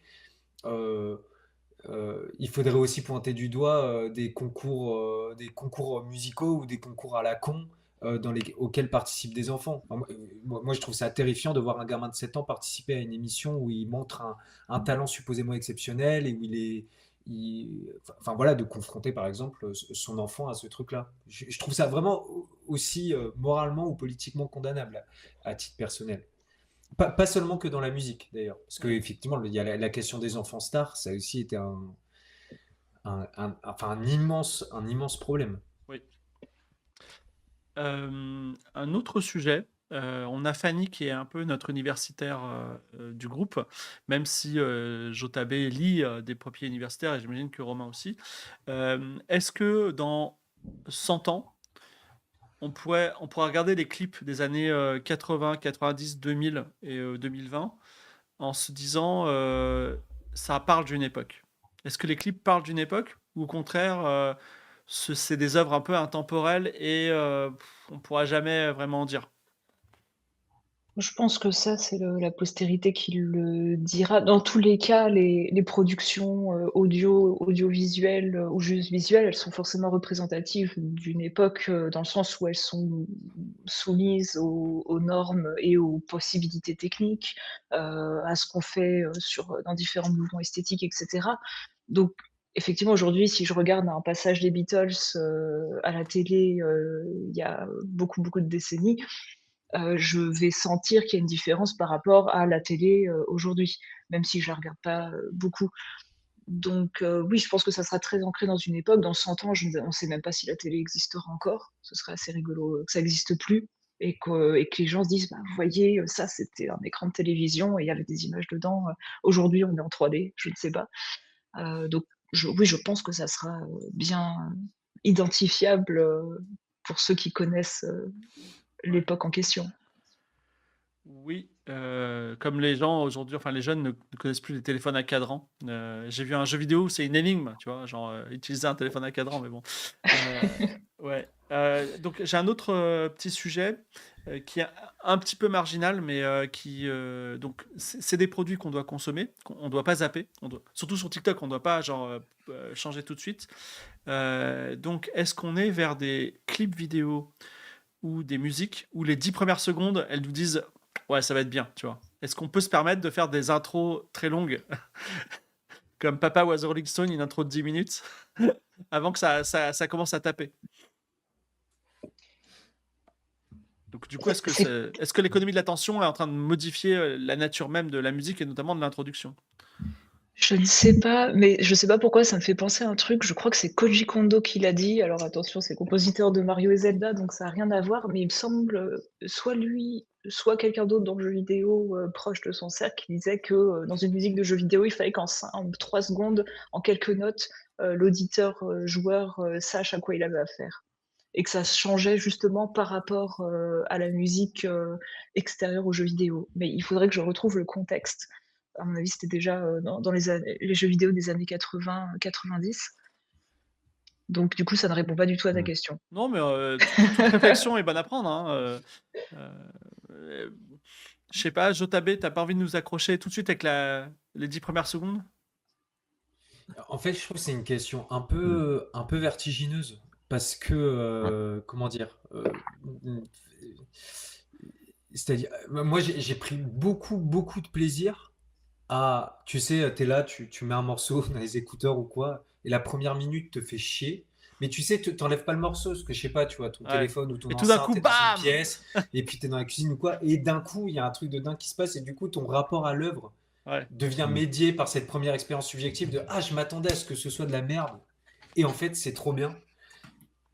Du coup, non, je pense que valoriser systématiquement la spontanéité ou la rapidité avec laquelle une œuvre te séduit, bah, je pense que enfin, ça peut pas être un propos générique à tenir, d'autant qu'en plus, il y a aussi, à mon avis, le piège aussi comment dire, de quelqu'un qui dirait qu'un morceau doit t'accrocher tout de suite, même si, encore une fois, je comprends la tactique, je comprends l'intérêt tactique et économique, mais c'est que je pense qu'il faut apprendre à aimer les œuvres. Voilà, c'est tout. C'est bien de revenir vers des œuvres qu'on n'aime pas, Et vers des oui, styles qu'on n'aime pas, et d'essayer de les comprendre et d'apprendre à les aimer. Parce que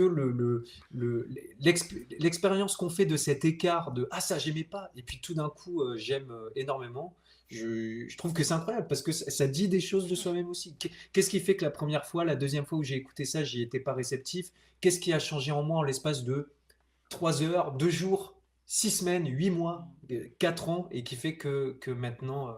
Voilà. c'est Et fou du coup, parce je trouve que que le piège de cette ouais. spontanéité-là ou de cette temporalité de la vitesse, c'est le piège qui consiste à penser qu'on a une identité qui est définitive, qui est figée, alors qu'en fait, on est en transformation permanente. Et bon, voilà. Mm. Mm.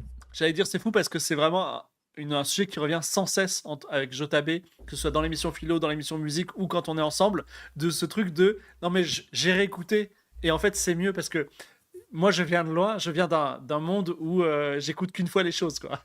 Donc j'ai changé depuis. Voilà. Est-ce que vous avez quelque chose à dire? Et pendant que vous réfléchissez, je dis quand même une petite chose.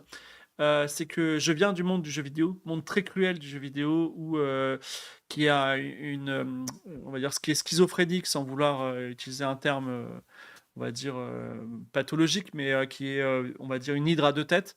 C'est-à-dire, dans le jeu vidéo, c'est à la fois une industrie et de l'artistique. Et nous, c'est les 20 premières minutes qui sont très importantes dans le jeu vidéo, c'est-à-dire que c'est le temps auquel va jouer le journaliste sur le stand, tu vois. Et donc, vraiment, il faut que les 20 premières minutes soient nickel. Et souvent, je joue à un jeu vidéo et tout d'un coup, la qualité chute au bout de 20-30 minutes, tu sais, ça devient mou. Et je dis, ah, ça y est, là, c'est la fin de. Ils ont arrêté de se faire chier là, tu vois. Bon, est-ce que vous avez quelque chose à dire, Fanny et Romain, sur l'intervention de Jotabé ou sur les 10 premières secondes critiques? Non, mais ta remarque par rapport aux 20 premières minutes de jeu vidéo me rappelle des sombres souvenirs, parce que le tutoriel qui est généralement au début du jeu, c'est ce qu'on fait en dernier. Ouais. Oui, c'est ça le truc Donc le j'ai plus chiadé. souvenir d'avoir refait 50 fois un tutoriel parce que la trad avait changé, qu'il fallait vérifier qu'elle tenait toujours debout. Ah, ouais. Non, non, mais aussi, en fait, c'est depuis Doom, où Doom, ils ont, en best practice, ils faisaient les premiers niveaux en dernier à la fin du jeu, donc voilà, c'est des choses qui. Mm. Euh, donc, j'ai encore une. Oui, vas-y, Je crois que j'en Romain prie. avait un truc à dire. Vas-y, J'ai pas Romain. envie Romain, vas-y. de l'entendre. Non, Ouais. non, Ouais. pas spécialement, mais j'étais bien sûr tout à fait d'accord avec ce que tu as pu dire, Jotabé. Non, c'est juste de mon expérience personnelle. Euh, euh, j- euh, comment dire, une fois, j'étais en live, et puis je disais, bon, j'en ai marre d'essayer de trouver la bonne formule sur YouTube pour que les gens restent accrochés à ta vidéo, alors que quand on regarde les stats, c'est à peu près tout le monde pareil. Après, c'est une question de volume. Donc, à peu près tout le monde pareil, c'est-à-dire que 80% des gens se barrent au bout de 30 secondes. C'est vraiment, quand je dis 80%, et encore, ça, c'est une bonne stat. Et puis un jour, j'étais en live, je disais, j'en ai marre, moi, c'est pas mon combat. Je vais faire des vidéos où je fais de l'éloge de la lenteur. Voilà, ça commence doucement, ça finit doucement. J'ai un truc à dire et je le dis. J'ai fait des vidéos qui duraient plus d'une heure, quoi. Des vidéos scriptées. Et effectivement, j'ai pas beaucoup de rétention. Et là, il y a quelqu'un qui parlait dans le chat et qui me disait, mais c'est pas mal d'essayer d'optimiser et de faire en sorte d'accrocher les gens. C'est comme du marketing, etc. Et, et que c'était pas une insulte d'essayer d'adapter son contenu pour avoir plus de gens au final qui vont regarder son contenu. Et là, j'ai un gros problème avec ça, parce que autant je peux comprendre la démarche de dire on va adapter sa façon de faire, on va adapter son contenu. Et ça fonctionne avec les vidéos YouTube, ça fonctionne avec des albums ou avec de la musique que l'on peut faire, de tout ce que l'on dit depuis tout à l'heure. Et j'ai un problème avec ça et je suis pas sûr d'être d'accord, en fait. Je pense qu'au contraire, on devrait lutter contre ça. On devrait lutter contre ce qu'on nous impose en termes d'algorithmes, en termes de mauvais réflexes que les gens ont naturellement, et les plateformes vont dans cette direction, puisque ça permet aux gens d'avoir plus de rétention et de rester plus longtemps sur les plateformes, à scroller rapidement des vidéos, et puis voilà, les heures passent sans que l'on «s'ennuie» entre guillemets. Et donc moi, voilà, j'ai, à titre personnel, décidé de ne plus du tout m'en faire de ça. Et je vois des camarades, des confrères, notamment sur YouTube, qui continuent d'essayer d'optimiser leurs premières secondes de vidéo, pour attaquer pour attraper, comment dire, garder l'attention du plus grand nombre de gens qui vont passer sur leur contenu. Et je trouve ça dramatique, en fait. Donc moi, je ne veux plus faire ça. Je fais ce que j'appelle, donc du coup, l'éloge de la lenteur. Le Et slow YouTubing. voilà. Ouais, ma dernière vidéo, elle est très longue, elle démarre très lentement et cetera. J'ai fait exprès et j'ai annoncé, hein, j'ai dit: «Ma vidéo elle va pas marcher» et puis elle a pas marché. Les gens se barrent au bout de 30 secondes, enfin c'est vraiment, voilà, mais c'est pas grave, le peu de personnes qui restent, je pense qu'ils, ils ont, bien apprécié, j'ai des bons retours sur le peu de personnes qui vont voir les vidéos. Je suis pas là pour me faire de la pub, mais c'est histoire de dire, cette démarche, pour aller dans le sens de Jotabé, c'est, d'essayer de faire un peu de la résistance par rapport à ça, puisque derrière, ça nous permet déjà de nous exprimer tel que l'on a envie de s'exprimer, de pas rentrer dans une forme de standardisation de la forme, mais également, du fond, par voie de conséquence et de continuer à essayer d'élever un peu le débat tous ensemble, voilà et puis de forcer les pas de forcer, mais d'amener les gens à prendre le temps de découvrir, prendre le temps déjà de découvrir, donc d'aller au-delà des choses de leur zone de confort et également dans la forme. Voilà, donc il y a pas longtemps, j'ai sorti un petit album, voilà. Encore une fois, là, je suis en mode je fais ma pub, mais avec mon pianiste Nicolas, on s'est dit: «On va faire des morceaux à notre image». Donc il y a un morceau qui dure 8 minutes, il prend, 3 minutes à s'installer. Enfin, oui, c'est pas des morceaux qui sont faits pour TikTok du tout, mais je suis très content de ce qu'on a fait et c'est une démarche qui va dans ce sens. En ce sens et qui, qui devient de plus en plus rare, hein. C'est vrai que voilà, c'est pas facile. Je suis Mais d'accord que le thème de la résistance on est content, intellectuelle, ouais, la c'est résistance ça. intellectuelle sur le plan de la forme, c'est hyper intéressant. Juste, je mets mon petit grain de sable, enfin, mon grain de sel plutôt. C'est que moi, je veux absolument avoir de l'audience, donc je fais ce que veut le bon peuple, tu vois. Et oui. Et je leur demande, virgule, mais de temps en temps, je pète un câble. Et surtout, en fait, quand ça vient pas de moi, c'est-à-dire que parfois, on me dit, ok, refais-le, mais en bleu, tu vois. Et vraiment, ça me pète les couilles. Je déteste, tu vois. Et donc, ce que je fais, justement, pour tenir le coup mentalement, c'est que quand j'ai commencé à faire de la fiction audio, j'ai dit, est-ce que je peux faire de la fiction audio? On m'a dit, ouais, et tout, etc. J'ai dit, juste un truc, vous ne me dites pas ce que je dois faire. Je fais ce que je veux. Genre, no limits, ok? Vous me pétez pas les couilles. Et ça s'est fait. Et c'est pas les trucs les plus écoutés. Vraiment, c'est vraiment complètement mineur dans ce que j'ai fait. Mais parmi les choses que j'ai fait, les gens qui aiment, et ils reviennent tout le temps dessus, tu vois. Donc ça, c'est cool. Voilà. Et ça prendra du temps, Mmh. mais ça va le faire. Voilà. Tout à fait. Et puis des fois et juste pour finir là-dessus, certains font, ce que j'appelle donc l'éloge de la lenteur et ça cartonne et je me dis: «Il y a quand même de l'espoir» et je pense notamment à une chaîne YouTube que j'adore et je pense que tu le connais peut-être Fibre, personnellement, c'est Quentin de Alt 236 Ok. qui fait des vidéos super longues, sur des sujets, parfois super ésotériques et vraiment des vidéos longues et lentes et il a une super audience, il fait des vidéos qui dépassent 200-300 000 Ouais, vues mais donc ça c'est après, cool et le, ça le, ça le, donne ça donne espoir. le thème, on va dire, est homogène au format, tu vois. C'est-à-dire que on va pas te dire, bah, il fait pas les 10 car Il est jump raccord de avec son l'histoire du, format. voilà, c'est ça. Ouais. Donc, Mmh. Exactement, exactement. Mais bon, ça existe quand même. Ce genre de format existe et ça donne espoir. Voilà. mais oui, oui, il faut toujours persévérer. Ça marchera tôt ou tard. Voilà. Ouais. On a. Fanny, Oui, tu allais vas-y, dire quelque chose? vas-y, Fanny. Oui, non, mais c'est ouais, je vous retrouve, énormément dans ce que vous dites et justement la question de prendre le temps ou pas prendre le temps, elle est essentielle et j'étendrai même en disant qu'elle concerne aussi la recherche scientifique aujourd'hui, où il y a une incitation de plus en plus forte à publier vite, à faire des choses courtes, compréhensibles, parce qu'il faut avoir par exemple des financements. C'est le meilleur exemple de, tu peux te faire ta recherche pendant 5 ans, mais il faut d'abord que tu convainques les gens, qu'elle vaut le coup d'être financée. Et c'est vrai que moi, je me sens un peu le cul entre 2 chaises et je fais des allers-retours, en fait, entre cet, impératif du format court et le côté, non, il faut qu'on fasse, les formats à la longueur qu'on veut et j'ai la chance d'avoir pu jouer, en fait, dans les 2 camps. C'est-à-dire qu'on me connaît surtout parce que je faisais des threads sur, X, Twitter ou Blue Sky, sur la musique où là, le but, c'est vraiment d'intéresser les gens en un post et de dérouler ensuite des trucs extrêmement courts avec des formats vidéo, audio super courts et comme ça, j'ai pu faire un thread qui a explosé sur Tears of the Kingdom. Oh. Et puis 2 ans Mmh. après, j'ai publié un article scientifique exactement sur le même sujet, mais en plus développé. Là, ça faisait 50 000 signes. Évidemment, je pense que personne ne l'a lu, parce qu'en plus, il est même pas en ligne. Il est sur un format papier. Et en C'est fait, dommage. quand j'ai pu retourner dans la recherche, quitter le côté journaliste, jeu vidéo, où là, c'est même pas 50 000 signes, hein, c'est 10 000 signes à tout casser dans certains cas, voire moins. Et quand je suis retournée sur le sujet de thèse et avec l'exposition, on se retrouve confronté aux mêmes questions. C'est-à-dire qu'on a envie de montrer plein de choses. On me dit: «Fanny, il nous faut une liste de clips autour de la chiptune et de la démocène», à titre d'exemple. Évidemment que là, on va sortir une liste, on va sortir 3 heures de musique parce qu'il y a tellement de choses à faire. Mais au final, on va garder que peut-être 5 extraits qui sont eux-mêmes que des extraits de 30 secondes, 1 minute, parce qu'on sait que les gens qui circulent dans un musée, ils vont pas rester 15 minutes, 2 heures devant un écran. Et il y a aussi des questions de, il faut qu'il y ait un flux avec les visiteurs. Il y a tout un tas de questions comme ça qui se posent, auxquelles on ne pense pas quand on visite un musée et qui en fait restent très présentes même dans la conception. Donc voilà, problème général, y compris dans les expositions sur la musique.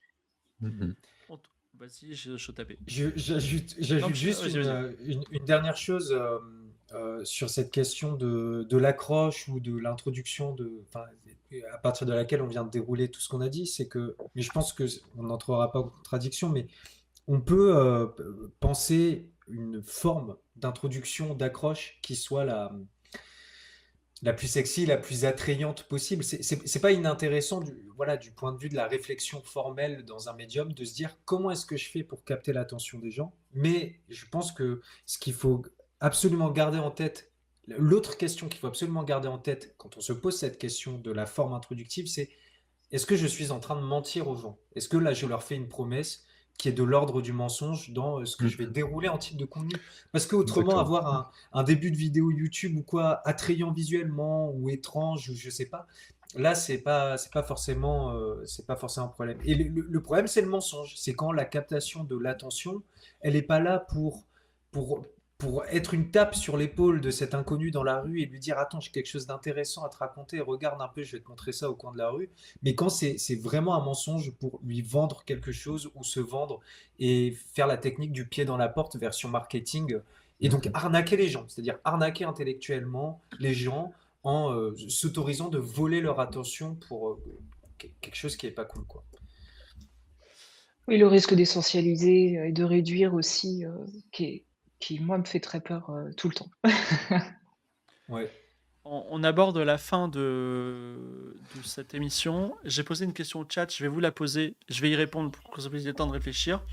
Vous avez le choix entre citer votre clip préféré ou citer le clip que vous aimeriez faire. Voilà. C'est-à-dire que par exemple, vous avez envie de dire, moi, je verrais bien telle musique sur telles images. Il y a quelqu'un dans le chat qui dit, moi j'ai mis la musique de Behind the Sun de Meshuggah, je ne connais pas, qui a mis, il a mis en image la surface du soleil. Voilà. Donc moi, un jour, j'ai fait un clip vidéo improvisé, que j'ai trouvé ça, je me suis éclaté. J'ai joué à Starfield. À Starfield, contrairement à ce que on peut croire, on a un gros fusil et on tue des gens. Mais on va à un certain rythme. C'est un peu plus lent que Doom et c'est un peu plus rapide que Skyrim, on va dire. Et donc, j'ai mis la musique de New York 1997, Escape from New York, donc de John Carpenter, et qui est un peu lente, mais qui est très boum, boum, boum, boum, tout en flinguant des gens un par un dans une base, tu vois. Et j'ai trouvé que ça allait trop bien. J'étais très fier de moi.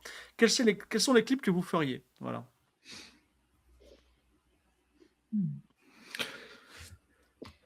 Le seul clip que j'ai jamais essayé de monter, c'était des images de Zelda Twilight Princess sur une musique de Baton Kaitos. C'est bizarre ça.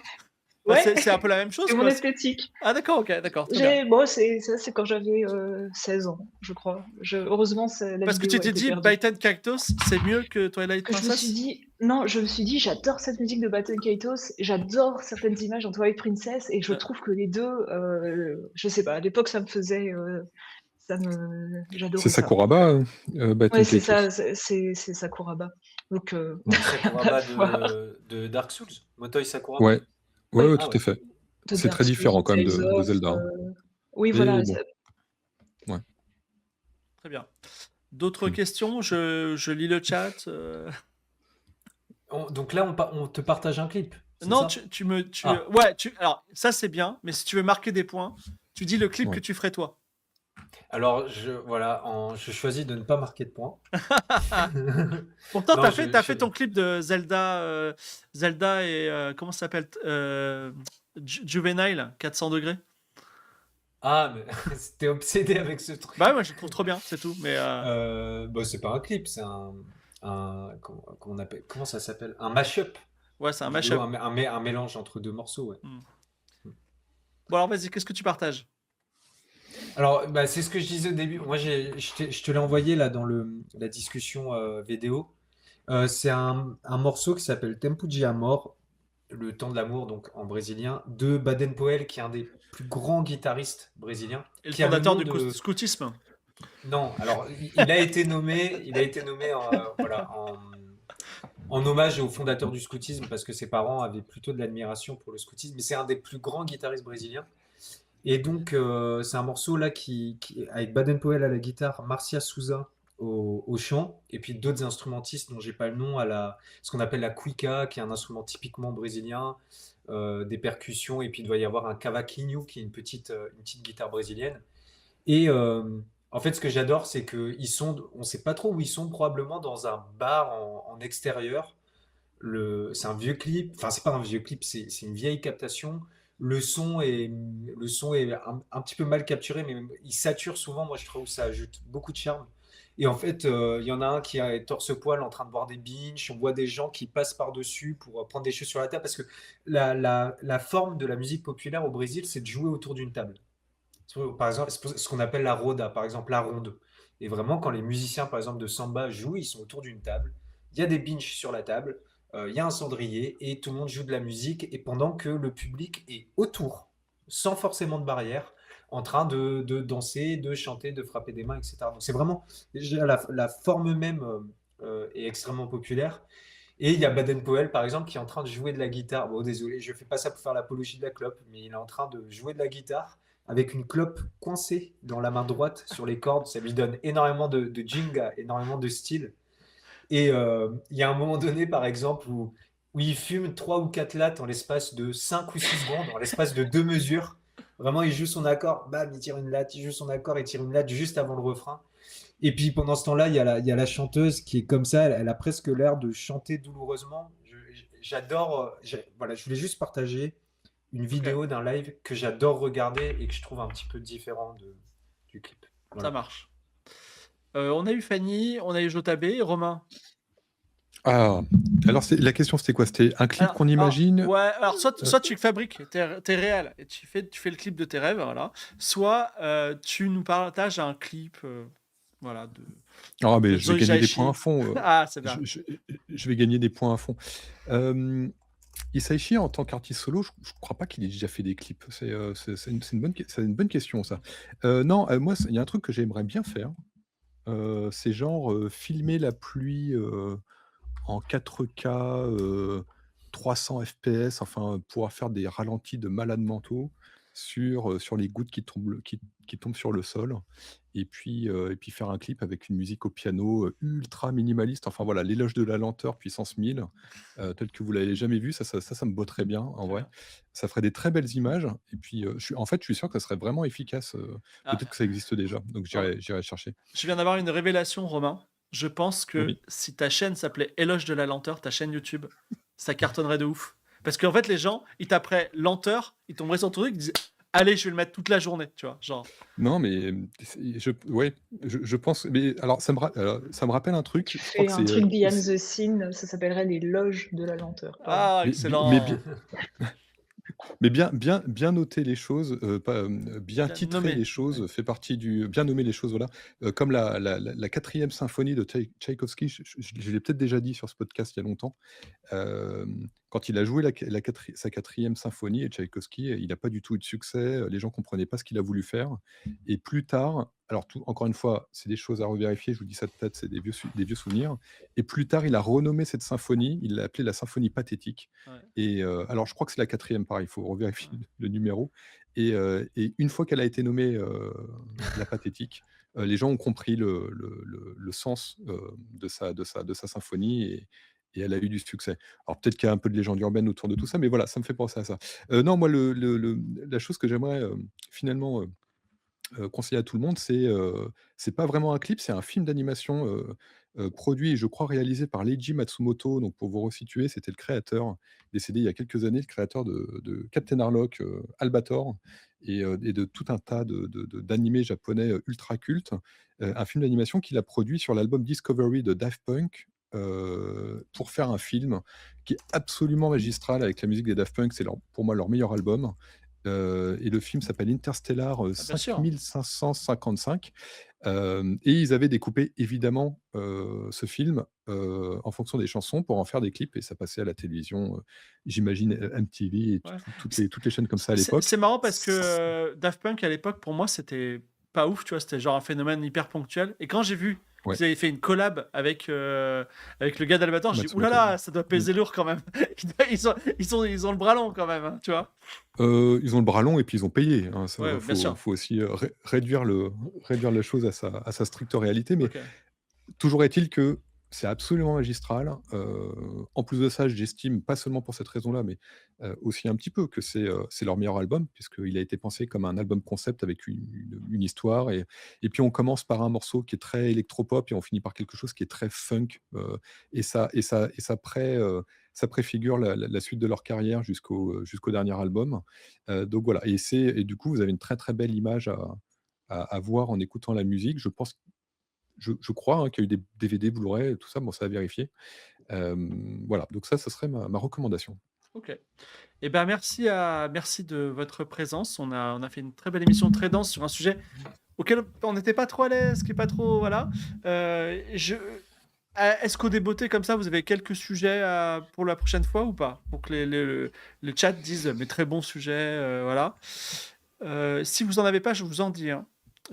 C'est un sujet qui est très vaste, qui est la musique de jeux vidéo. On l'attend depuis longtemps, ce sujet, hein, bien Ah sûr. oui. Mais je voudrais qu'on parle la DA de musique de jeux vidéo, plus que de la musique de jeux vidéo. C'est-à-dire, c'est facile de dire, comment dire, ouais, j'aime bien cette musique, elle est bien, tu vois, mais effectivement, il y a des directions artistiques. La direction artistique, pour dire l'exemple habituel de Zelda Breath of the Wild, n'est pas la même que la direction artistique de Call of Duty, par exemple. Voilà, c'est des jeux très différents, mais aussi enfin, on est sur de la musique un peu dynamique à chaque fois, mais quand même très différent. Donc, je jette ce sujet dans la nature. Si vous en avez d'autres, c'est le moment de vous exprimer ou de vous taire à jamais, même si on va s'envoyer des mails entre-temps. Juste, moi, je suis chaud évidemment pour la musique de jeux vidéo, mais je pense qu'on peut très clairement un peu plus spécialiser le Oui, sujet je suis sans d'accord. avoir peur. Enfin, en fait, la musique de jeux vidéo, faisons 15 émissions sur. Non, non, mais Oui. j'en donne une autre, un sujet parce que j'ai vu un jour une conférence sur le sujet extraordinaire. La musique de jeux vidéo, mais c'est des musiques chantées de 3 minutes, genre comme si on allumait la radio, qui viennent illustrer des jeux vidéo. Par exemple, dans Red Dead Redemption, quand on arrive au Mexique et qu'il y Ah, a Far Away, tu vois. Genre, ouais. voilà, ce type de musique, est-ce que c'est pertinent dans les jeux vidéo et à quel moment et comment le faire? Simplement, moi, j'ai Alors qu'un là, c'est exemple. pointu, hein. La musique vocale, tu Oui, veux dire? Alors, ça peut être intéressant, la Ah musique ça, vocale. ouais. Faut pas il y a parler d'Expédition énormément à 33, faire, mais ouais. Moi, je suis chaude pour parler de musique vocale et de l'implémentation des chansons dans le jeu vidéo, parce que Ouais. on en a pour 3 heures rien que sur ça. bah alors, si on peut resserrer, si vous avez un moyen de resserrer, on resserrera, d'accord? Voilà. OK, Bon, on Mmh. échange. non, mais par exemple aussi, il y a, vous savez, dans GTA, il n'y avait pas de musique extra-diégétique, c'est-à-dire il n'y avait pas de la musique d'ambiance avec de la musique d'autoradio. Et depuis le 5, ils en ont mis, tu vois. Donc, est-ce que Oui. c'est pertinent, tu vois? Je sais pas, mais on pourra en parler. On discute de ça par mail. Merci en tout cas à vous trois d'avoir été avec nous et merci le chat d'avoir Merci. été présent sur cette émission qui est quand même un thème un petit peu particulier. N'hésitez pas à vous rendre à partir du 1er avril à la Philharmonie pour voir le travail de Fanny sur la Et de musique toute l'équipe, je suis pas toute seule, et de son heureusement. équipe, voilà, et sur la musique dont vous êtes le héros.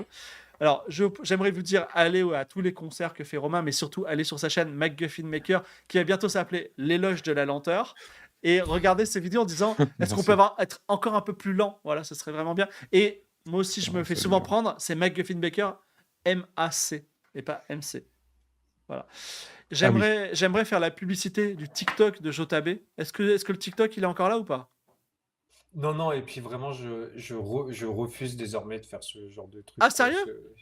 Bon, non, c'est trop de compromis de rentrer dans ce format, donc non, je suis Et désolé, c'est très chronophage. Les gens se rendent pas compte à quel point c'est chronophage. Ok. C'est il faut le dire. chronophage, c'est abrutissant, j'arrive pas à avoir les interactions que je veux avec Bah alors, je recommande le quoi? Je public. recommande Moi, jour de play? Ouais, les cours de piano. Mais j'ai des projets Oui, je sais, je peux pas en parler. que je trouve un peu plus honnêtes, un peu plus conformes à ce que j'ai envie de proposer. Et j'espère que ça verra le jour Un dans peu quelques plus, mois. un Mais peu plus. à chaque fois que je faisais un TikTok, j'avais beau essayer de le faire de la manière la plus honnête possible, Ouais. j'étais pas à l'aise derrière, donc j'arrête ça. C'est des projets à la Romain, on peut en parler un peu. Tu vois, on peut dire c'est à la Romain. C'est un peu plus, Oui, c'est un peu ouais, plus lent que d'accord. le TikTok. Voilà, c'est un peu plus lent que D'accord. le. Ah, Voilà. d'accord, oui, Voilà, ouais. c'est bien, mais Très bien. peut-être, Romain, t'es précurseur d'un Internet qui va arriver, l'internet lent. Voilà, le slow Internet. Ah Mais bah, bon. alors ça, moi, je signe. Hein. Ah oui, oui. Ok, donc on en parlera. Et moi, c'est fini Game of Thrones, donc j'ai rien à vous reco. Peut-être cette semaine, je vous ferai quelques lives, on verra bien. Merci. Envoyez vos meilleurs noms de psychanalystes lacaniens qui peuvent parler de libido avec fibre. Voilà, Non, n'hésitez pas à alors, lui écrire un mail, vraiment, fibretigre@20.gg. ça me fait beaucoup de peine les lacaniens, on pourra en parler parce que les jeux de mots qui marchent qu'en français, pour moi, j'ai jamais cru, mais bon, voilà. En tout cas, Oui. merci, à bientôt.